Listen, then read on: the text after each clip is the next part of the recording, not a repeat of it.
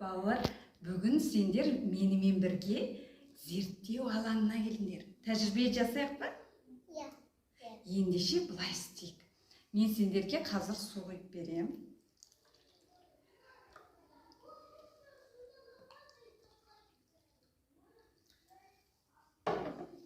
Амир, сен қандай түсті таңдайсың? Мынаның ішінде қандай түс таңдайсың? Жасыл. Қызыл, иә? Ендеше қылқаламды ал. Суыңды қызыл түске боя. Сен қандай түс таңдайсың? Сары. Сары. Қылқаламыңды ал. Бояумен суымызды бояймыз. Қорықпай. Көбірек бояндар. Суымыз, міне қараңызшы балалар. Мен мысалы көк түсті таңдаймын, көп бояу алам да, суымды осындай әдемі көкке бояймын. Ал сендер сары және тағы да салыңдар. Тағы да салыңдар. Көбірек бояндар. Енді біз сендермен мынандай тәжірибе жасаймыз.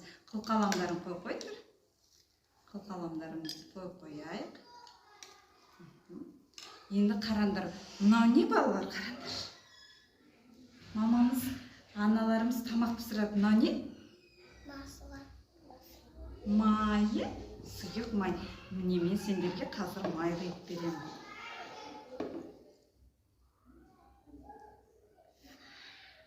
Қараңдар, түсі қандай әдемі.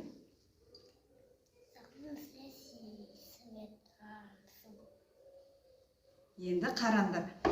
Осы майға мына түрлі түсті суларыңды құя қойыңдар. Үстіне құя қойыңдар.